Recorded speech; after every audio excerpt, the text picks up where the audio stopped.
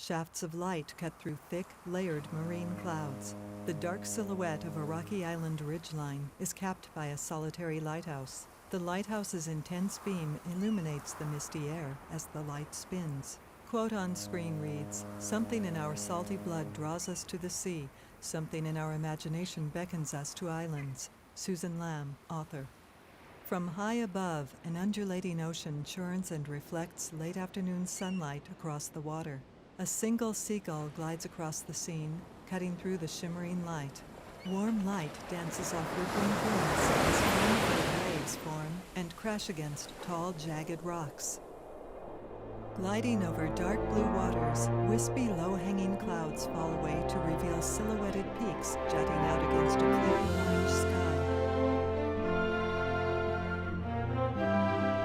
Out on the horizon, a distant world shimmers.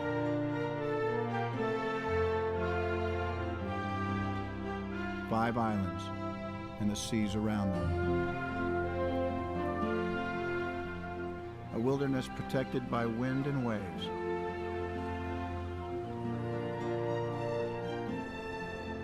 It is a place of solitude and adventure. A rugged hillside of rocks and brush zooms past, revealing an expanse of rolling hills and spine-like ridges draped with coastal fog. A glimpse of what California used to be. An evening sunset bathes sharp rocks and sand along a rugged shore. Out past the edge of the continent, out on the edge of the imagination, this lost world beckons. An arched rock juts out of swirling currents. Title appears, Channel Islands National Park, Treasure in the Sea.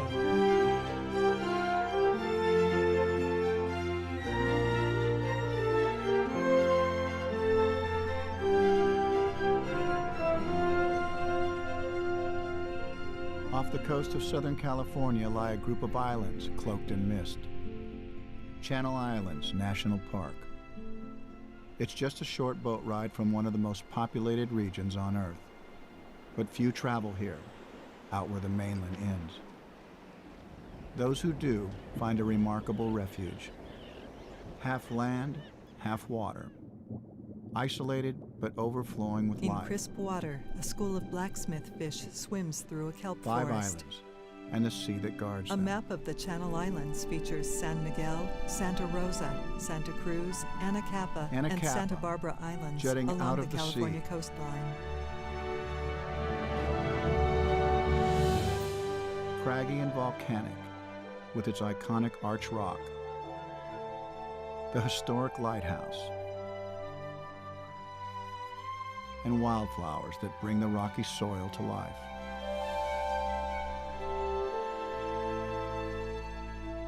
Santa Cruz, the largest and most diverse of them all.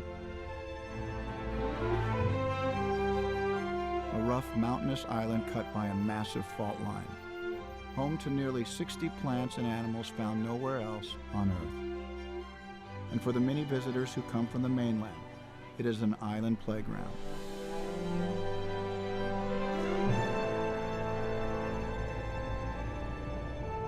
Santa Rosa, a landscape that rolls from the mountains to the marshes, sheltering rare Torrey pines, weathered sandstone canyons, and vestiges of a ranching past.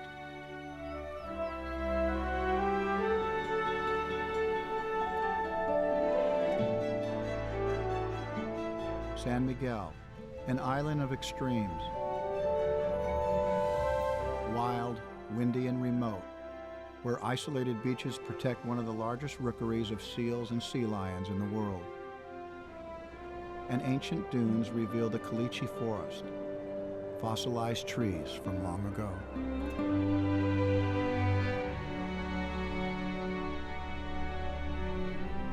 Santa Barbara, the tiny tableland.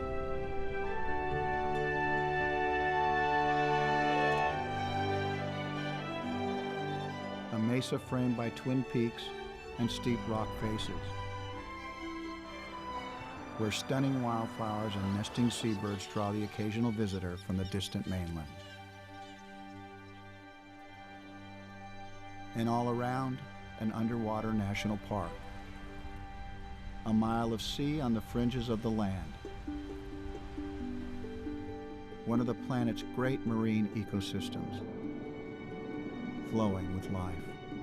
Dozens of sea lions dance and spin weightlessly underwater.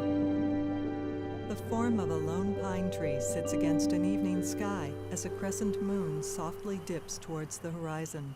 Quote on screen reads, "We have not lost our connection to our island birthplace. The cord is still tied." Julie Tumamayat Stensley, Island Chumash descendant. Harsh and lonely. There is nothing easy about life on these islands. Yet people have been drawn here for over 13,000 years. Some of the oldest human remains known in North America were discovered here. The native Chumash people were one of the most advanced societies of their time. They developed a complex society, trading with the mainland in plank canoes and using shell beads for money. For thousands of years, they flourished. Then in 1542, the Spaniards arrived, led by explorer Juan Rodriguez Cabrillo. But the meeting of European and native cultures would be tragic. The Chumash were exposed to new diseases like measles and smallpox that devastated their populations. By the mid-1800s, the Chumash were forced from their island homes and into missions along the mainland coast. Despite these hardships, the Chumash people have never given up their connection to this island homeland. In time, others would come, drawn by the rich resources: otter hunters, fishermen, sheep and cattle ranchers. Some manned the islands as military outposts. Others ran the beacons to guide vessels through hazardous seas. Over the years, the reasons for valuing these islands changed. A new approach to stewardship would emerge, to restore and protect them. Creating a national park, an international biosphere reserve, and a national marine sanctuary. A place of research and recreation, attracting a new type of traveler. Quote on screen reads, "Live in the sunshine, swim the sea, drink the wild air." Ralph Waldo Emerson, author.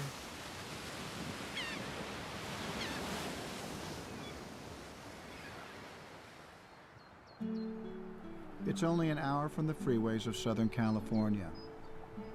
But when visitors arrive, they can tell this is a different world. Millions of people may live less than 100 miles away, but here, you are alone. This craggy coastline offers a chance to experience the land the way it once was. The original California. Two hikers trek across a wide, bushy ridge. Dense clouds rest below them among toothy peaks. Our family goes camping on the Channel Islands to get away from it all. There's just something about this place. It feels so wild, so remote, like you're in your own world. This is the rugged charm of these lonely islands. The vistas to be discovered. The journeys waiting to be undertaken. It's a place of jagged beauty, where calm restores the spirit. A quiet corner of the world. Against a setting sun, a lone hiker walks amid sand, stone, and surf. Wind caresses an ocean dune, gently blowing sand across its rippled form. Quote on screen reads, "It would have been strange if I had overlooked the importance of isolation." Charles Darwin, scientist. Despite their closeness to the coast, these islands have never been connected to the mainland. This isolation has fostered the development of plants and animals that exist nowhere else on the planet. Nearly 150 unique species of flora and fauna. like the island fox, one of the rarest mammals in North America. The Torrey pines and the island oak, some of the most distinctive trees in the world. And the island scrub jay, found only on Santa Cruz Island. These isolated channel islands have been their refuge, with miles of ocean to protect them, strong winds and rough seas to shield them. Bright aqua waters crash against tall, ragged cliffs. Quote on screen reads, "The sea, once it casts its spell, holds one in its net forever." Jacques-Yves Cousteau, ocean explorer.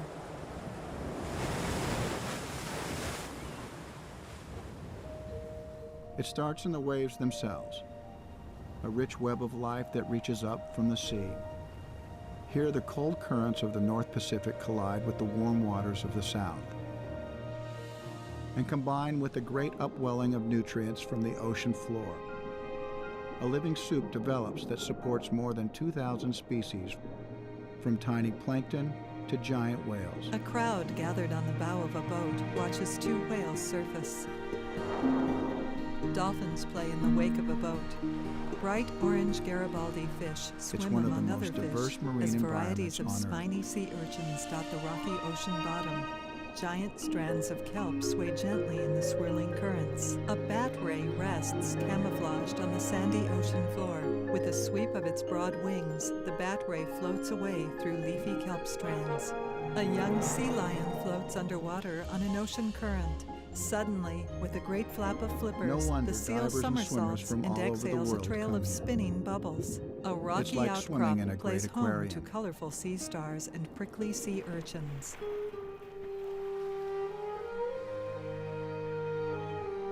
A kayaker paddles through waves while surveying giant sea caves.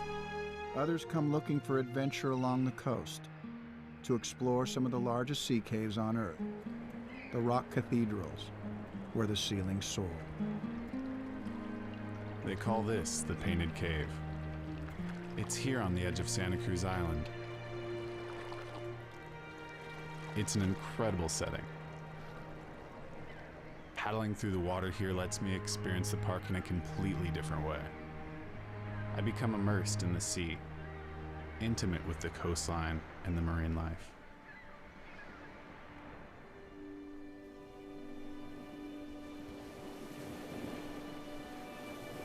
Life flourishes at the boundary between land and sea, where tide pools support a rich tapestry of life. It's a place between two worlds, half land, half liquid, battered by the waves and baked by the sun. It's a world of extremes.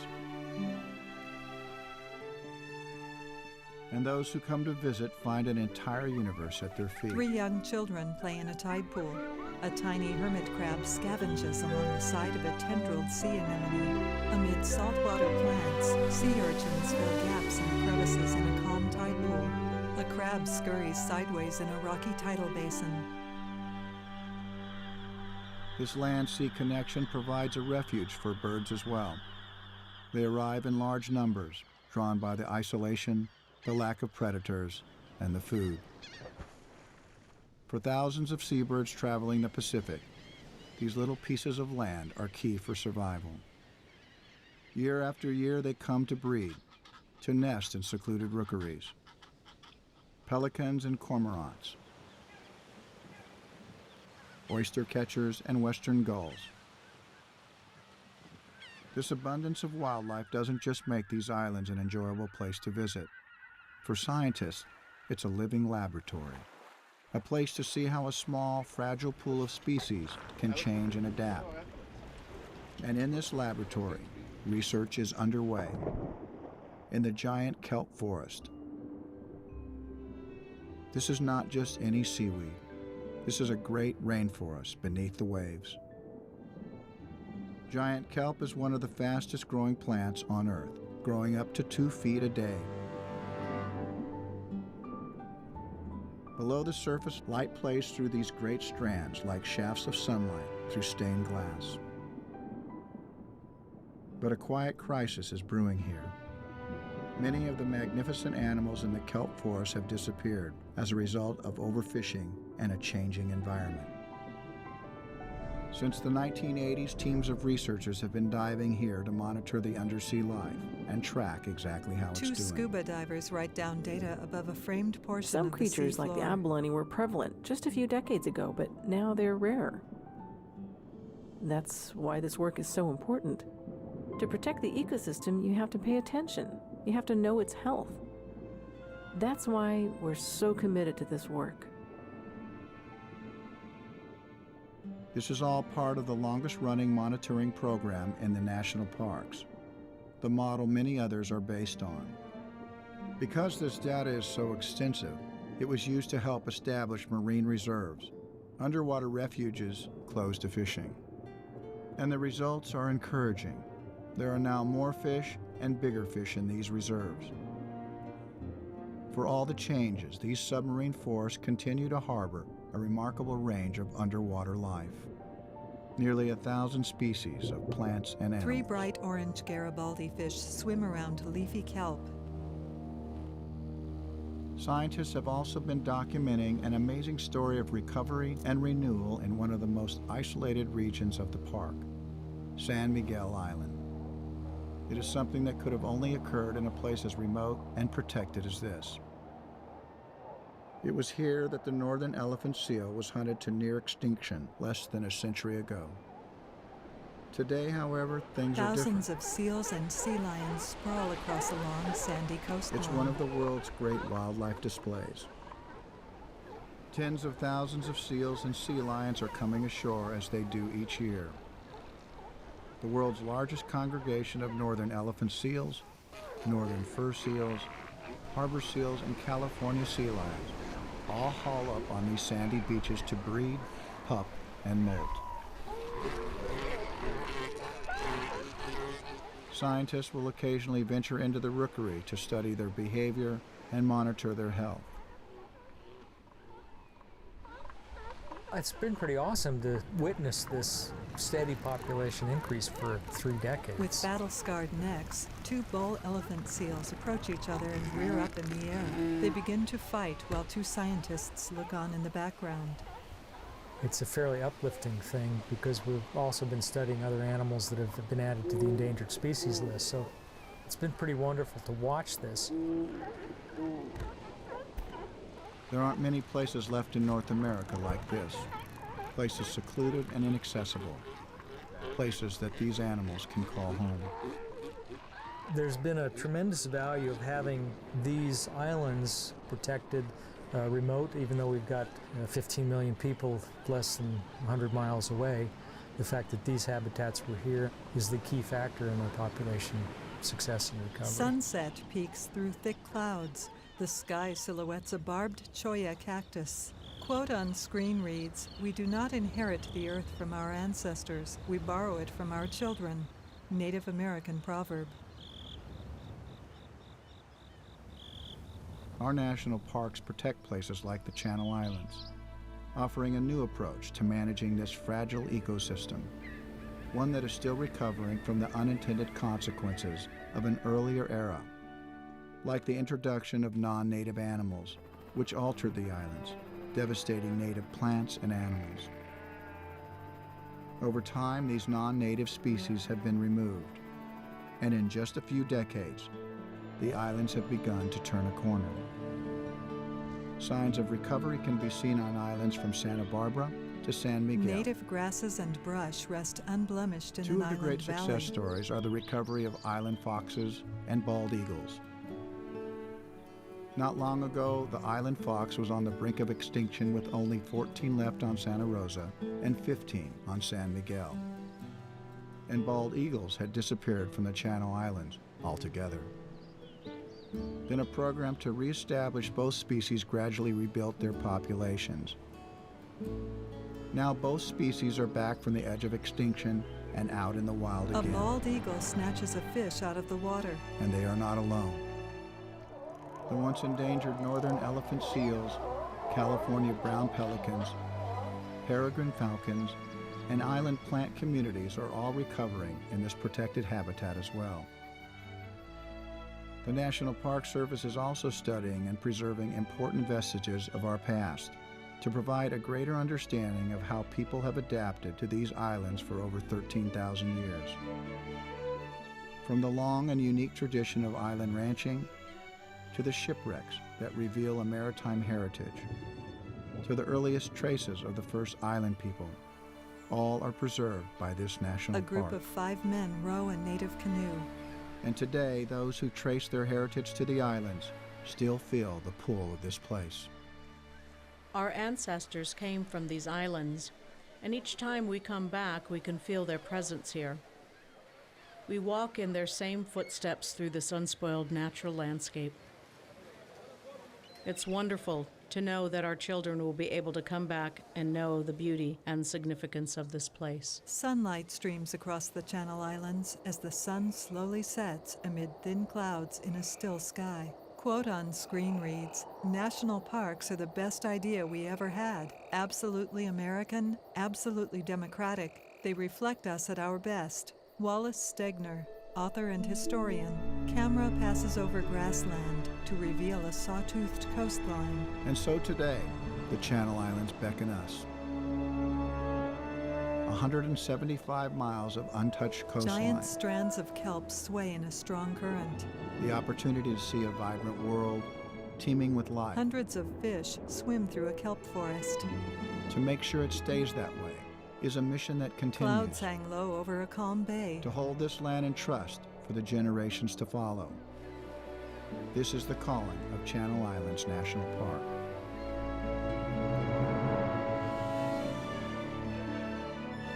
For all, a place to study and cherish, a place to experience and enjoy, a place to conserve. Out past the edge of the continent it waits, guarded by the wind and the waves, this island world, a wilderness, shimmering on the horizon.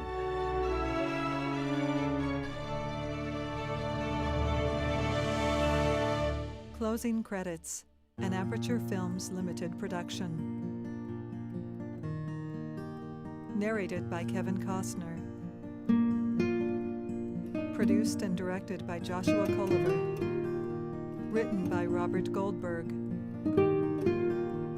Director of Photography Jack Tankard and Christopher Blum. Music composed by Hilary Thomas. Edited by Christopher Blum. Executive produced by Derek Loheis, Yvonne Menard, and Tubiolo.